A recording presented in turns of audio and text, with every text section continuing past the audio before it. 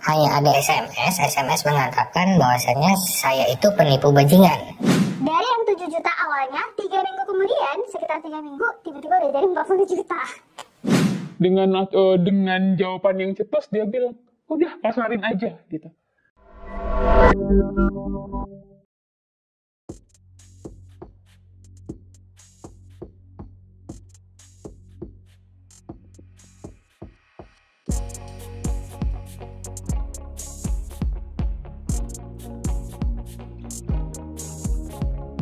Minjam di angka 1 juta, kemudian dipotong yang cair itu hanya 750.000, dan saya harus bayar 1.100.000. Nah sebenarnya kan kalau kayak gitu kan nggak wajar. Hanya saja kenapa saya mau, ya karena ya itu yang cair gitu. Sempat bermasalah kemarin, saya nggak sanggup lah saya bayar gitu, karena memang udah akhirnya kan saya bermasalah di satu pinjaman online telat bayar. Jadi saya nutupinnya itu dengan cara saya pinjam di pinjol yang lain gitu. Nah pinjol yang lain kemudian saya bayar untuk nutupin. Jadi kasarannya kayak gali lubang tutup lubang gitu. Kalau untuk dari satu pinjol sih beragam pinjamannya gitu. Yang ada yang dari 1 juta, ada yang dari 750, ada yang dari 600, ada yang dari 400, ada yang dari 2,5 juta, 3 juta gitu. Tapi kalau untuk di atas 3 juta sih saya nggak ada gitu. Hanya saja kan akhirnya kalau di total dari beberapa pinjaman online itu saya kemarin sempat ada 70 juta jadinya. Karena gali lubang tutup lubang itu. Yang 70 juta ini itu total dari beberapa pinjaman online yang harus saya bayarkan. Pokoknya sekitar paling 30-40 mungkin kasarannya. Kalau cara mereka menagih, pertama mereka nelpon ke kita. Kemudian saat kita udah jelaskan kita nggak bisa bayar, mereka minta kepastian sama kita.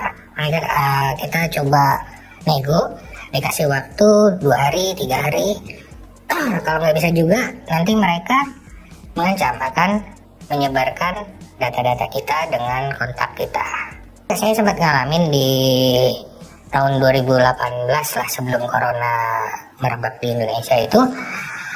Seluruh kontak saya, baik kolega, keluarga maupun teman dekat atau siapapun yang ada di kontak itu dilakukan penagihan, dan mereka menyatakan bahwasannya saya memasukkan nomor mereka itu sebagai kontak darurat saya gitu. Padahal kan itu tidak saya jadikan kontak darurat, karena waktu awal peminjaman kontak darurat bukan mereka gitu. Kalau umpamanya izin yang mereka ini adalah izin untuk mengakses kontak ke galeri, hanya itu aja, itu di aplikasinya. Tapi kalau untuk saat mereka mau menagihnya kan seluruh kontak kita itu nggak ada izin sama sekali, kalau itu udah jelas. Kalau saya sih kemarin pengalaman saya itu ya hanya ada SMS mengatakan bahwasannya saya itu penipu bajingan, tidak melarikan uang sekian dan tidak mau bayar, nomor Anda dijadikan nomor kontak. Jadi apabila tidak membayar maka debt collector akan menagih ke nomor yang tersebut gitu. Saya sempat malu sih, depresi gitu, malu gitu kan, karena memang bukan hanya teman ataupun keluarga gitu, tapi rekan kerja, kenalan kerja saya juga mereka menghubungi saya gitu. Cuma akhirnya ya untungnya sih ada ada support juga sih dari beberapa kenalan ataupun saudara. Jadi mereka menjelaskan bahwasannya sudah, ngapain dibayar, kalau memang kamu berutang, kamu nggak sanggup bayar, ya udah kamu harus bertanggung jawab. Kalau memang harus ke pengadilan, ya udah kamu harus harus bertanggung jawab gitu ke pengadilan. Tapi kalau mereka memang menagih itu biarkan aja gitu, karena itu tidak ilegal. Mereka itu ilegal, bukan legal gitu. Waktu itu saya butuh dana sekitar 7 juta. Tabungan saya nggak cukup sampai ke situ untuk menutupi yang saya butuhkan itu. Terus untuk minjem ke keluarga saya kayak malu gitu kan, atau ke teman-teman kerabat saya malu gitu kan. Terus kemarin ada yang kasih saran, coba pinjol gitu. Nah di waktu luang saya iseng kan, saya coba install pinjol gitu kan. Pada saat itu benar nggak tahu ini legal atau ilegal, ini terdaftar di OJK atau enggak, ini gimana sistem tagihnya, benar-benar nggak tahu pada saat itu. Ya udah, saya install gitu kan. Terus saya install, saya isi data kan kayak biasa gitu. Terus saya bingung nih, mereka ini pinjol yang kemarin saya install ini, dia langsung bilang gini setelah saya isi data, langsung ada kayak gini, pinjaman sekali klik. Jadi di satu aplikasi itu ada beberapa kayak KSP gitu, koperasi gitu. Dan ketika saya klik pinjaman sekali klik, otomatis semuanya kena klik. Itu mungkin hampir 10 kayak gitu kan. Nah terus oke, saya kirim dan nggak ada tuh kelihatan ini tenornya berapa hari gitu kan, terus ini bunganya berapa persen, nggak ada gitu kan. Cuman memang dia buat pinjamannya 1.700.000 misalnya, 1.200.000 gitu. Udah gitu tadi setelah pengajuan sekali klik, saya klik yang itu, keklik semua, langsung sedang diajukan gitu, sedang diajukan. Nah luar biasanya pada saat itu yang membuat saya happy sih pada saat itu ya, nggak nyampe 20 menit itu langsung cair. Baru deh saya buka lagi tuh aplikasi, terus saya lihat ternyata tenornya 7 hari. Dan ternyata jumlah yang mereka buat, misalnya nih jumlah yang harus dibayarkan 1.700.000, padahal sebenarnya yang cair itu 1 juta gitu. Jadi bunganya tuh di atas 50% kalau untuk pinjol yang saya pakai itu, yang saya pinjam itu gitu kan. Nah kemarin itu masih 5 hari aja, belum jatuh tempo ke 7 hari, debt collectornya langsung nge-WA. Jadi saya diteror tuh kemarin masih 5 hari, 4 sama 5 hari mereka udah teror saya, terus kayak bilang harus bayar pinjamannya karena sistem kami sedang rusak katanya gitu kan bang. Jadi panik dong. Panik karena ini untuk pertama kalinya berurusan sama pinjol gitu kan. Dan ya udah saya usahain, tapi memang pada saat itu salahnya saya jadi coba pinjam di aplikasi pinjol yang lain.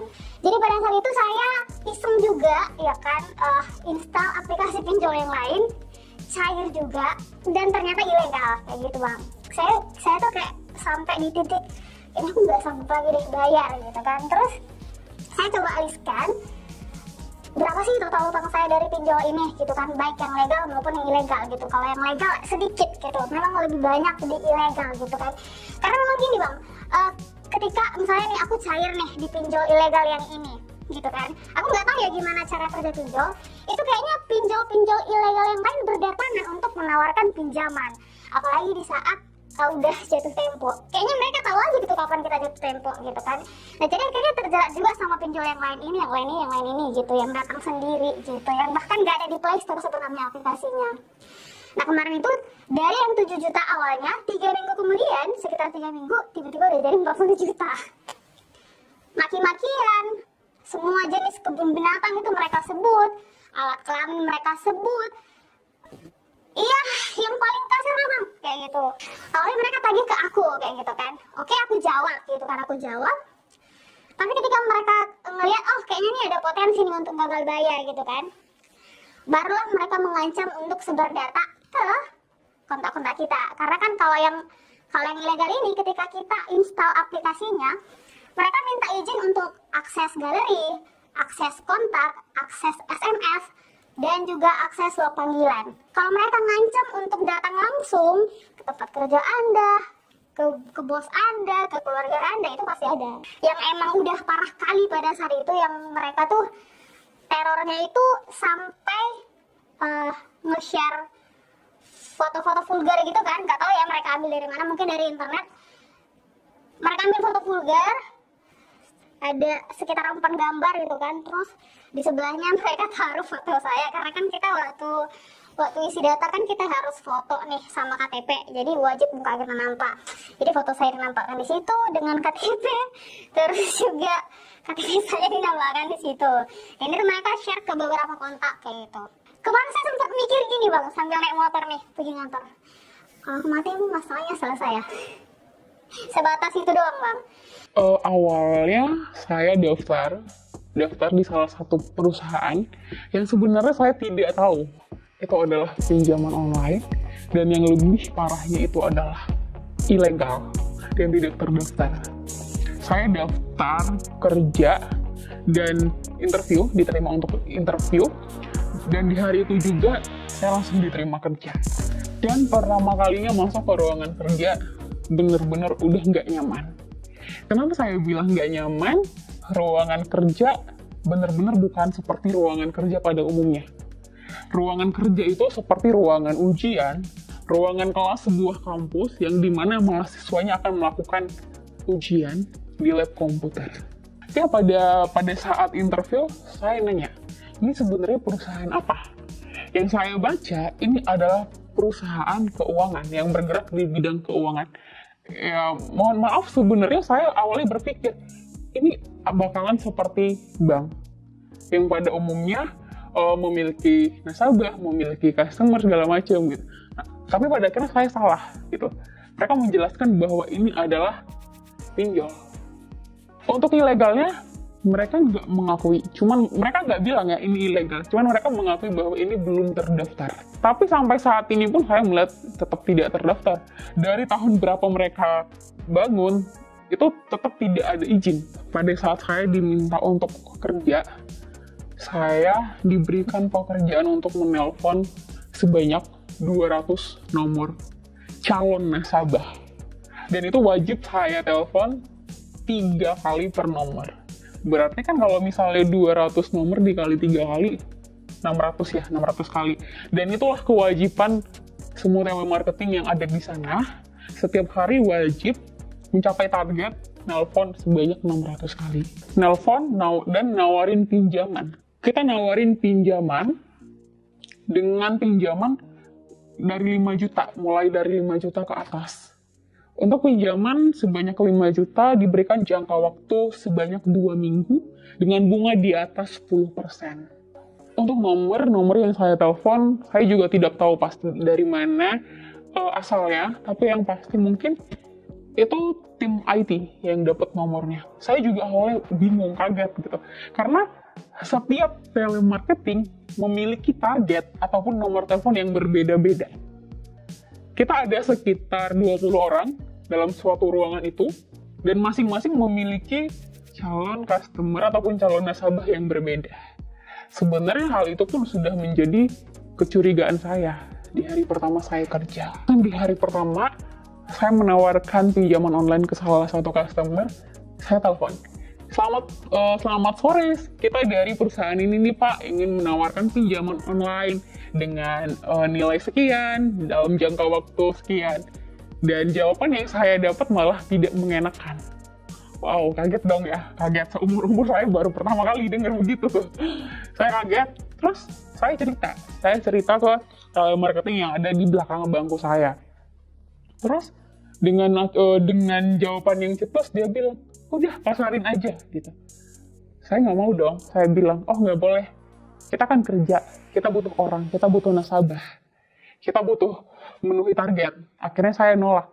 Nah, selang beberapa lama, si telemarketing yang ada di belakang saya tadi maki-maki si nasabah. Saya nggak tahu ya persoalannya apakah si nasabah tidak mau bayar ataupun mungkin bermain-main saat ditawarkan pinjaman. Dia lumayan kasar sih karena sampai menyebut maaf alat vital. Saya kerja di sana cuma sehari doang. Pada saat saya diterima kerja, setelah itu saya memutuskan untuk nggak masuk karena saya berpikir begini, gue udah banyak dosa, ngapain gue nambah dosa. Makanya saya selalu bilang untuk siapapun itu, jangan pernah bermain-main dengan pinjol. Itu jahat banget kalau aku bilang. Karena ketika kalian minjem 5 juta, kalian bisa bayar sampai berpuluh-puluh juta. Mereka bakalan nagih terus. Karena mungkin kesempatan buat mereka nguras duit kalian.